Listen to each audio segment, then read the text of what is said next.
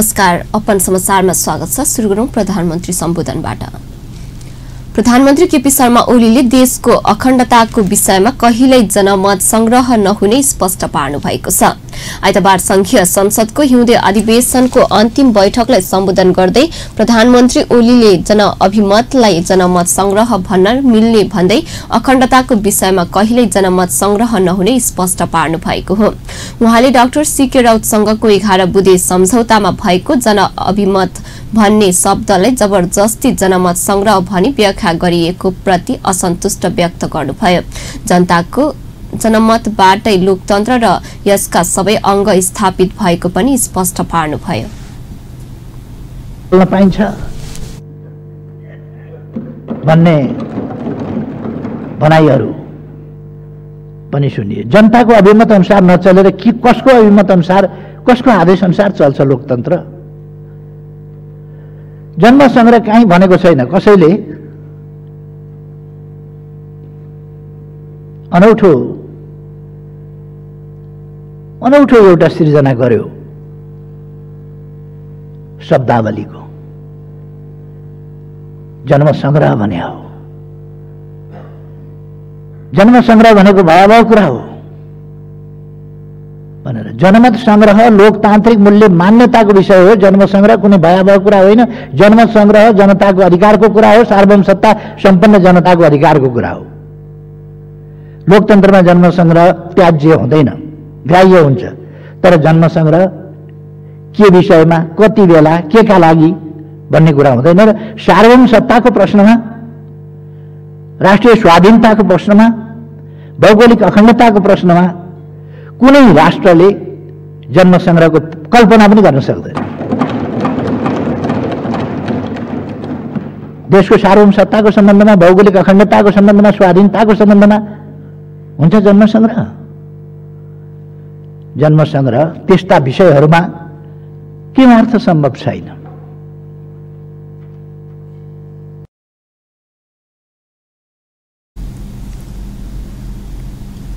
प्रधानमन्त्री ओलीले डाक्टर राउतसँगको सम्झौताले देशमा विखण्डतावादको नारा हराएको दावी समेत गर्नुभएको छ। उहाँले सार्वभौम सत्ता, राष्ट्रियता र भौगोलिक अखण्डताका विषयमा कुनै राष्ट्रले जनमत संग्रहको कल्पना गर्न नसक्ने भन्दै 11 बुँदे सहमतिमा जनमत संग्रहको चर्चा गरिएको पनि स्पष्ट पार्नुभयो। अनुसार चल्ने कुरा हामीले भनेका छौं। जनताको जहिले जे अभिमत हुन्छ त्यस अनुसार चल्छौं। कमसे कम लोकतान्त्रिक आन्दोलनका अभियानका नेताहरूलाई थाहा हुनुपर्दछ अहिलेको संरचना भनेको जनमतको अभिव्यक्ति हो। यो संसद जनमतको सिर्जना हो। यो संविधान, जुन संविधान अन्तर्गत हामी छौं, त्यो संविधान जनमतको सिर्जना हो, जनमतको अभिव्यक्ति हो, जनमतको आकांक्षा हो। यो सरकार जनमतको आकांक्षा हो। जनमत भनेको के हो? 761 वटा सरकार जनमत हुन्, जनमतका अभिव्यक्ति हुन्। जनमत भने त्यही हो। जनमत भनेको संविधान सभा थियो। संविधान सभाले बनाएको संविधान हो। संविधान बमोजिम गरिएको चुनाव हो। चुनावबाट आएको सरकार हो। त्यही हो जनमत। यस संसदले बनाएका कानूनहरू तिनै हुन् जनमत भने। अर्को प्रसंगमा प्रधानमन्त्री ओलीले फालिसकेको राजतन्त्र राख्ने कि नराख्ने भनेर जनमत संग्रह हुन नसक्ने पनि बताउनुभयो। उहाँले जनताले रगत बनाएर गणतन्त्र ल्याएको भन्दै राजतन्त्र भनेर धेरै नारा नलगाउन पनि चेतावनी दिनुभएको छ। उहाँले लोकतन्त्रवादी भन्नेहरूले राजतन्त्रको पक्षमा जनमत संग्रहको माग भन्दै असन्तुष्टि जनाउनुभयो। आज सचेत विश्वविद्यालय पढेका मान्छेहरू नागरिक भएकामा गर्व गर्न नसक्ने रैतान हुन पाऊँ हजुर भनेर दरखास्त। नागरिक भएकोमा गर्व छैन, रैतान हुने इच्छा छ। रैतान हुन पाऊँ। जन्मसिद्ध श्रेष्ठताका पाखण्डी सिद्धान्तका पछाडि म भन्न चाहन्छु प्रतिगमनका कुनै सम्भावना नेपालमा छैनन्। नेपाली कांग्रेस महामन्त्री शशाङ्क कोइरालाको पछिल्लो अभिव्यक्तिप्रति प्रधानमन्त्री ओलीले आपत्ति जनाउनु भएको हो। बैठकमा सम्बोधन गर्दै प्रधानमन्त्री ओलीले विप्लव समूहका गतिविधि नियन्त्रण गरेरै छाड्ने बताउनु भएको छ। उहाँले विप्लव समूहले लुट हिंसात्मक गतिविधि नरोकेकाले कानून अनुसार नियन्त्रण गरेरै छाड्ने चेतावनी दिनुभयो।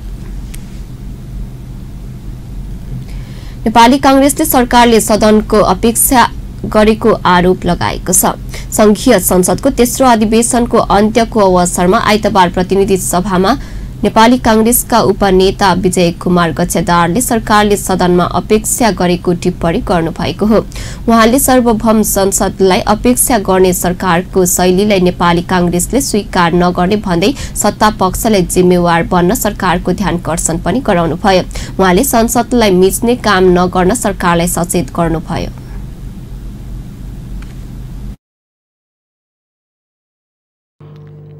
सम्माननीय प्रधानमन्त्रीजीले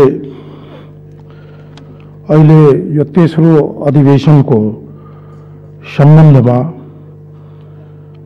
सरकारबाट भए गरेका कामहरू, सदनबाट भए गरेका कामहरूको बारेमा सविस्तार जानकारी गराउनुभयो। यो सदन समक्ष धेरै कुरामा उहाँले आफ्नो धारणा व्यक्त गर्नुभयो। सामान्य सभामुख महोदय, प्रधानमन्त्रीजीले भन्नुभएको सबै कुरालाई खण्डन गर्न जरुरी छैन, सबै कुरालाई समर्थन गर्न जरुरी पनि छैन। अहिले म बोल्न आउने क्रममा सब प्रधानमन्त्रीजीलाई भने छोटो समय छ, मलाई बोल्न दिएको छोटो समय, उहाँले छोटैमा उत्तर दिनुभयो, समर्थन गरेर फर्के भइहाल्यो नि भनेर। अब प्रधानमन्त्रीजीसँग म यहाँ आज समापन, यो सदनको समापनमा हाजिरी जवाब गर्न, प्रश्न गर्न, सरकारलाई विरोध गर्न, प्रधानमन्त्रीलाई विरोध गर्न मात्रै। निर्मला पन्तको हत्यारा अहिलेसम्म पत्ता नलागेकोबाट पनि मुलुकको शान्ति सुरक्षाको अवस्था घाम जस्तै छर्लङ भएको भन्दै उहाँले शान्ति सुरक्षाको अवस्थाबारे सरकारले सदनमा किन जानकारी दिन सकेन भनी प्रश्न गर्नुभयो। उहाँले लाल प्रतिवेदन सार्वजनिक गर्ने राजपाको मागमाथि पनि प्रधानमन्त्रीले गोलमोटल जवाब दिएको टिप्पणी गर्नुभयो। लोकतान्त्रिक मान्यता विपरीत सदनमा जबरजस्ती विधेयक पारित गर्ने काम भएकोमा पनि उहाँले आपत्ति जनाउनु। उहाँले प्रधानमन्त्रीले भने जस्तो मुलुकमा भ्रष्टाचार नियन्त्रण नभएको दावी गर्नुभयो। कांग्रेसले संसदमा दर्ता भएका 3वटा विधेयक फिर्ता लिन सरकारसँग माग गरेको छ। उपनेता गच्छेदारले राष्ट्रिय प्राथमिकता प्राप्त आयोजनाको द्रुत निर्माण तथा विकासका सम्बन्धमा व्यवस्था गर्न बनेको विधेयक, राष्ट्रिय सुरक्षा परिषदको काम, कर्तव्य र अधिकार सम्बन्ध व्यवस्था गर्न बनेको विधेयक र सूचना प्रविधि विधेयक फिर्ता लिन आग्रह गर्नुभयो। विश्रामपछि समाचारमा स्वागत छ। अब बाँकी समाचार। नयाँ शक्ति पार्टी नेपालका संयोजक डाक्टर बाबुराम भट्टराईले सरकार असफलतर्फ उन्मुख रहेको बताउनु भएको छ। पूर्व प्रधानमन्त्री समेत रहनुभएका डाक्टर भट्टराईले बाह्य लगानी घटेको, मुलुकको व्यापार घाटा बढ्दै गएको, विकास खर्च समेत लक्ष्य अनुसार हुन नसकेको उल्लेख गर्दै सरकार असफलतातर्फ उन्मुख हुन गएको बताउनु भएको हो। काठमाडौँमा आयोजित एक कार्यक्रममा बोल्दै उहाँले सरकारको 1 वर्षे कार्यकालबाट जनता समेत सन्तुष्ट हुन नसकेको दावी पनि गर्नुभयो। संयोजक भट्टराईले जनताको अपेक्षा अनुसार तीव्रताका साथ मुलुकको आर्थिक, सामाजिक तथा सांस्कृतिक रूपान्तरणका लागि सरकारले आवश्यक कदम चाल्न नसकेको पनि बताउनुभयो। एकदम अगुवा मान्छेले सैद्धान्तिक रूपमा बुझ्छ, तर आम जनताले व्यवहारबाट बुझ्छ। त्यसले 1 वर्ष यो सरकारको जुन गतिविधि छ त्यसपछि अब आम जनताले के बुझिरहेको छ त भन्दा जनता सन्तुष्ट देखिँदैन। हामी अहिले भर्खरै मात्र नेपालको पूर्वदेखि पश्चिमसम्म एउटा चुवा भन्ज्याङदेखि झुलाघाटसम्म यात्रा गऱ्यौँ। त्यहाँ हामी धेरै सबै पक्षका साथीहरूसँग हामी भेट्यौँ। बढी त सत्तामै रहेका कम्युनिस्ट पार्टीका र प्रतिपक्षमा रहेको नेपाली कांग्रेसका साथीहरूसँग हाम्रो भेटघाट भयो। तर जनताले जुन अपेक्षा गरेको थियो, जुन तीव्र गतिको परिवर्तन, आर्थिक सामाजिक सांस्कृतिक परिवर्तन अपेक्षा गरेको थियो, त्यो जनताले प्राप्त गरेको अनुभव चाहिँ भयो। बजेटको कार्यान्वयनको जुन समीक्षा गर्यो आफैले स्वीकार गरेको छ उसले बजेटमा राखेको लक्ष्य विकास खर्चको लक्ष्य पनि पुरा हुन सकेन र उसको जुन साधन खर्चको पनि पुरा हुन सकेन, राजस्वको पनि लक्ष्य पुरा हुन सकेन र व्यापार घाटा जुन बढेर गयो, लगानी जुन घट्यो, आफैले भनिरहेको छ। फेरि सबै हिसाबले गर्दाखेरि सरकार आफै एउटा असफलतातिर चाहिँ उन्मुख भइरहेको अवस्था चाहिँ छ। संयोजक भट्टराले वर्तमान सरकारले वैदेशिक सम्बन्धमा समेत सन्तुलन कायम गर्न नसकेको पनि दोहोर्याउनु भयो। प्रतिनिधि सभाले परमाणु विधेयक 2075 लाई दफावार छलफलको लागि सम्बन्धित समितिमा पठाएको छ। हिजो बसेको प्रतिनिधि सभाको दोस्रो बैठकले विधेयकलाई दफावार छलफलको लागि सम्बन्धित समितिमा पठाएको हो। शिक्षा विज्ञान तथा प्राविधिक मन्त्री गिरिराज मणि पोखरेलको तर्फबाट कानून न्याय तथा संसदीय मामिला मन्त्री भानुभक्त ढकालको परमाणु विधेयक 2075 लाई दफावार छलफलको लागि सम्बन्धित समितिमा पठाइयोस् भनी गरेको प्रस्तावलाई बैठकले सर्वसम्मति स्वीकृत गरेको थियो। त्यसैगरी बैठकमा कानून न्याय तथा मानव अधिकार समितिका सभापति कृष्ण भक्त पोखरेलले मुलुकी सहायता सम्बन्धी केही नेपाल ऐनको संशोधन गर्ने विधेयक सम्बन्धी समितिको प्रतिवेदन पेश गर्नु भएको छ। बैठकमा प्रतिनिधि सभाका सचिव गोपालनाथ योगीले लेखापढी शिक्षा विधेयक 2075, विशेष आर्थिक क्षेत्र पहिलो संशोधन विधेयक 2075, विदेशी लगानी तथा प्राविधिक हस्तान्तरण विधेयक 2075, सार्वजनिक निजी साझेदारी तथा लगानी विधेयक 2075, प्रदेश लोकसेवा आयोग आधार र मापदण्ड निर्धारण विधेयक 2075 का सम्बन्धमा राष्ट्रिय सभामा प्राप्त सन्देशबारे जानकारी गराउनु भयो। त्यसैगरी बैठकमा सचिव योगीले जीवनाशक विषादी व्यवस्थापक विधेयक 2075, भू उपयोग विधेयक 2075, नागरिक लगानी कोष दोस्रो संशोधन विधेयक 2075 र विज्ञापन नियमन गर्ने विधेयक 2075 का सम्बन्धमा राष्ट्रिय सभाबाट प्राप्त सन्देश टेबल गर्नुभयो। प्रतिनिधि सभाले मुलुकी संहिता सम्बन्धी केही नेपाल ऐन संशोधन गर्ने विधेयक 2075 पारित गरेको छ। प्रतिनिधि सभाको हिजो बसेको बैठकले कानून न्याय तथा मानव अधिकार समितिको प्रतिवेदन सहितको विधेयकमाथि छलफल गरी संशोधन सहित बहुमतले पारित गरेको हो। कानून न्याय तथा संसदीय मामिला मन्त्री भानुभक्त ढकालले कानून न्याय तथा मानव अधिकार समितिको प्रतिवेदन सहित मुलुकी सहायता सम्बन्धी केही नेपाल ऐनलाई संशोधन गर्ने विधेयक 2075 माथि छलफल गरियोस् भन्ने प्रस्ताव गर्नु भएको थियो।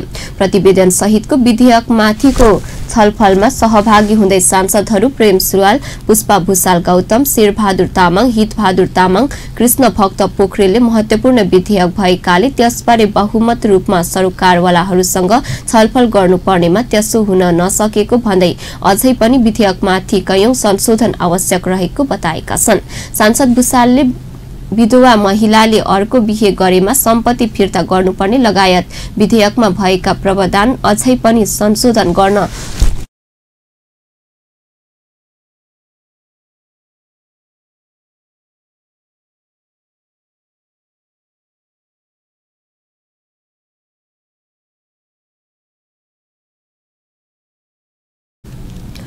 छलफलमा उठेका प्रश्नको जवाब दिँदै मन्त्री ढकालले विषयगत आधारमा संशोधन गर्नुपर्ने आवश्यकता देखिएमा भविष्यमा संशोधन गर्दै लैजाने सकिने बताउनुभयो। उहाँले विधवा महिलाले सम्पत्ति फिर्ता गर्नुपर्ने र डाक्टरको लापरवाहीका कारण बिरामीको मृत्यु भएको वा नभएको भन्ने विषयमा छानबिन गर्न गठन गरिने समितिका सदस्यको क्षमता र योग्यताका बारेमा सांसदहरूले गराएको ध्यानकर्षणलाई आगामी दिनमा महत्वपूर्ण दिने प्रतिबद्धता जनाउनुभयो। संघीय संसदको दोस्रो अधिवेशन आइतबार रातिबाट समाप्त हुँदैछ। आइतबारको प्रतिनिधि सभामा सभामुख कृष्ण बहादुर महराले तेस्रो अधिवेशन अन्त्य सम्बन्धी राष्ट्रपति कार्यालयबाट प्राप्त पत्र पढेर सुनाउनु भएको थियो। पुस 11 गते सुरु भएको यस अधिवेशन अन्तर्गत प्रतिनिधि सभातर्फ 32 दिनमा 46 वटा बैठक बसेका छन्। अधिवेशनमा 23 वटा सरकारी विधेयक दर्ता भएकोमा 8 वटा विधेयकहरू बैठकमा अझै प्रस्तुत हुन सकेका छैनन्। 7 वटा विधेयक विषयगत समितिहरूमा विचाराधीन छन्। जीवनाशक विषादी व्यवस्थापन विधेयक 2075 र भू उपयोग विधेयक 2075 माथि राष्ट्रिय सभाबाट संशोधन सहित प्राप्त भएको जानकारी सभामा टेबल भएको छ र अन्य 6 वटा विधेयकहरू संघीय संसदको दुवै सदनबाट पारित भइसकेको छ। साथै सभाको दोस्रो अधिवेशनबाट प्राप्त विभिन्न 7 वटा विधेयक मध्ये 4 वटा विधेयक दुवै सदनमा पारित भइसकेको छ। 2 वटा विधेयक समितिमा विचाराधीन छ। कर्मचारी समायोजन अध्यादेश 2075 माथि छलफल गरी 2075 पुस 17 गतेको बैठकबाट स्वीकृत भएको थियो। अधिवेशनमा सडक सुरक्षा, स्वास्थ्य बीमा र छौपडी विरुद्धका कानून कार्यान्वयनको माग गर्दै जरुरी सार्वजनिक महत्त्वको प्रस्ताव दर्ता भए। यस अधिवेशनमा प्रधानमन्त्रीसँगको प्रश्नोत्तर कार्यक्रम पनि सुरु भएको थियो। साथै विभिन्न मन्त्रालयका बारेमा सम्बन्धित मन्त्रीसँग सांसदको प्रश्नोत्तर कार्यक्रम सहभागी भए। त्यसैगरी अधिवेशनमा विभिन्न संवैधानिक निकायमा वार्षिक प्रतिवेदन पेश भएको थियो। विश्रामपछि फेरि समाचारमा स्वागत छ। अब बाँकी समाचार। ऊर्जा, जलस्रोत तथा सिंचाई मन्त्री वर्षमान पुनले माथिल्लो तामाकोशी जलविद्युत आयोजनाका ठेकेदारलाई समयमै आयोजना निर्माणको काम सक्न निर्देशन दिनुभएको छ। दोलखाको बिङ्गु गाउँपालिका वडा नम्बर 1 गोंगर स्थित आयोजना निर्माणको स्थलगत अध्ययनपछि सरोकारित पक्षसँगको अन्तर्क्रियामा मन्त्री पुनले यस्तो निर्देशन दिनुभएको हो। राष्ट्रिय गौरवको आयोजनामा सरकार, संसददेखि सर्वसाधारण र शेयर होल्डरको चासो तथा आयोजनाले मुलुकको सिङ्गो अर्थतन्त्रमा ठूलो प्रभाव पार्ने भएकाले यसको निर्माण समयमै सक्नुपर्नेमा उहाँले सरोकारवालाहरूलाई सचेत गराउनुभयो। आयोजना निर्माणको क्रममा देखिने सानातिना समस्या समाधानका लागि निर्माण कार्यसँग जोडिएका सबै पक्षबीच निरन्तर छलफल र परामर्श हुनु अत्यावश्यक भएको भन्दै उहाँले मासिक रूपमा कार्य समीक्षा बैठक बस्ने व्यवस्था मिलाउन पनि निर्देशन दिनुभयो। ससाना समस्यामा अल्झेर सधैँ आयोजनाको समय थप गर्दै लैजानु उपयुक्त नहुने भन्दै उहाँले प्रतिबद्धता अनुसार काम पूरा गर्नतर्फ सचेत बन्न पनि आग्रह गर्नुभयो। आयोजना नेपालीले गर्न सक्दैन भन्ने खालको थियो विगतमा, नेपालीले गर्न सक्छ भन्ने यो नमुना हो। छिटो गर्नको लागि केही पहिले नै जसले ठेक्का लियो ट्याक्स मैले गरिरहेको छ, केही चाहिँ एनरिच जसले इलेक्ट्रोमेकानिकल पार्ट हेरेको थियो त्यसलाई काम बाँडफाँड गरेका छौँ, एउटा समझदारी बनाइदिएका छौँ। त्यसले हामी समयमा अबको निश्चित निर्धारित समयमा हुन्छ भन्ने नै हाम्रो विश्वास हो। त्यो भनेको आगामी मङ्सिरसम्म यो सबै कामहरू सम्पन्न हुन्छ भन्ने। उहाँले आन्तरिक छलफलबाट निकास निस्कन नसकेकोमा उहाँले आन्तरिक छलफलबाट निकास निस्कन नसकेका विषयलाई सरकारले सम्बोधन गर्ने भन्दै 2076 मङ्सिरमा परीक्षण उत्पादन सुरु गर्ने गरी निर्माण कार्यलाई तीव्रता दिनुपर्ने आवश्यकता औलाउनुभयो। समयमै निर्माण सम्पन्न गर्ने ठेकेदार कम्पनीलाई सरकारले सधैँ सहयोग गर्ने भन्दै तीव्र गतिमा निर्माण कार्यमा लाग्न पनि उहाँले सचेत गराउनुभयो। आज पनि हामी त्यहाँ गेटहरू फिट हुँदैछन्, यही अर्को महिना त्यसै हामी त्यहाँ टेस्ट सुरु गर्छौँ भन्दा त्यो चाहिँ सिभिल पार्टको बाँड स्थलको टेस्ट भएर बस्छ अनि हामी अरू कामहरू पुरा हुने बित्तिकै काम अगाडि बढ्छ र यता चाहिँ पावर हाउस कामहरू पनि सिद्धिसकेका हुनाले हामी चाहिँ विश्वास के गर्न सक्छौँ भने आगामी माघमा यो आयोजना आगामी मङ्सिरमा यो आयोजना आइसक्छ भन्ने हाम्रो विश्वास हो। अन्तर्क्रियामा आयोजनाका प्रमुख कार्यकारी विज्ञान प्रसाद कोइरालाले रकम अभाव नै आयोजनाको मुख्य समस्या भएको भन्दै रकमान्तर गरेर भए पनि आयोजनालाई आवश्यक बजेटको व्यवस्था मिलाउन मन्त्री पुनसँग आग्रह गर्नुभयो।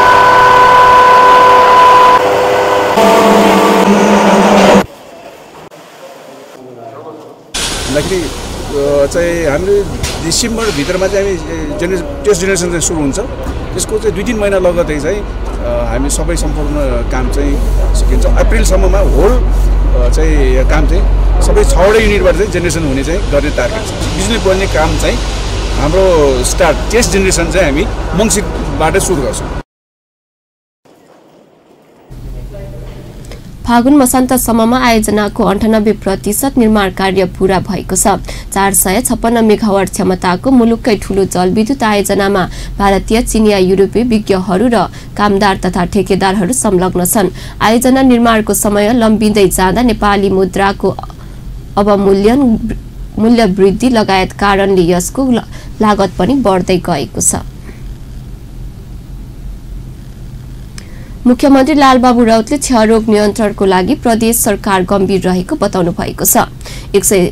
136औं विश्व क्षयरोग दिवस तथा सार्क क्षयरोग दिवसको अवसरमा आयोजित अन्तर्क्रिया कार्यक्रमलाई सम्बोधन गर्नुहुँदै मुख्यमन्त्री राउतले विगतमा क्षयरोग नियन्त्रणको लागि सरकारले गरेको लगानी अनुरूप प्रतिफल प्राप्त हुन नसकेको भए पनि आगामी दिनमा त्यो समस्या आउन नदिने बताउनुभयो। उहाँले प्रदेशमा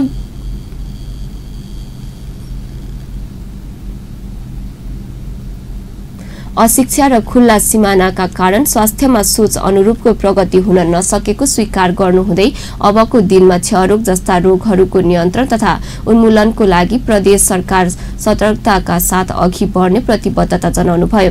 पछिल्ला 1 दशक जनप्रतिनिधि विहीन रहेका कारण समेत अनुगमन निरीक्षण हुन नसक्दा कार्यक्रमहरू प्रभावकारी हुन नसकेकाले अबको दिनमा नियमित अनुगमन निरीक्षण गर्दै क्षयरोग नियन्त्रणको लागि कडा रुख अख्तियार गरिने उल्लेख गर्नुभयो। मुख्यमन्त्री राउतले हालको संक्रमणकालीन अवस्था लामो समय नरहने जिकिर गर्नुहुँदै स्वास्थ्य क्षेत्रमा देखिएका कर्मचारी अभाव जस्ता समस्या केही दिनभित्रै समाधान गरिने बताउनुभयो। सामाजिक विकास मन्त्री नवल किशोर शाहले अध्यक्षतामा भएको उक्त कार्यक्रममा राज्य मन्त्री अभिराम शर्मा, सार्क क्षयरोग तथा HIV एड्स केन्द्रका निर्देशक डाक्टर राजन पन्त, स्वास्थ्य निर्देशनालयका निर्देशक डाक्टर प्रमोद यादव सहितको आफ्नो मन्तव्य राख्नु भएको थियो। नेत्र विक्रम चन्द्र विप्लव नेतृत्वको प्रतिनिधि नेपाल कम्युनिस्ट पार्टी नेकपाका कोशी ब्युरो इन्चार्ज घनश्याम श्रेष्ठ पुष्कर सहित 2 जना पक्राउ परेका छन्। श्रेष्ठसँगै आकाश शर्मा मोरङबाट पक्राउ परेका हुन्। श्रेष्ठ र शर्मा पक्राउ परेको प्रहरीले भने पुष्टि गरेको छैन र यसको विस्तृत विवरण पनि आउन बाँकी छ। यसअघि प्रहरीले नेकपाको मध्य कमान्ड इन्चार्ज हेमन्त प्रकाश ओली सहित 9 जनालाई पक्राउ गरेको थियो। घनश्याम श्रेष्ठ माओवादी जनयुद्धका बेला ब्युरो सदस्य थिए। शान्ति प्रक्रियामा आएपछि उनले मिरमिरे FM को प्रशासनिक जिम्मेवारी समेत सम्हालेका थिए। हवस् त अहिलेलाई समाचार यति नै। पल पल खबर तेज नजर अपन टेलिभिजन हेर्दै गर्नुहोला। नमस्कार।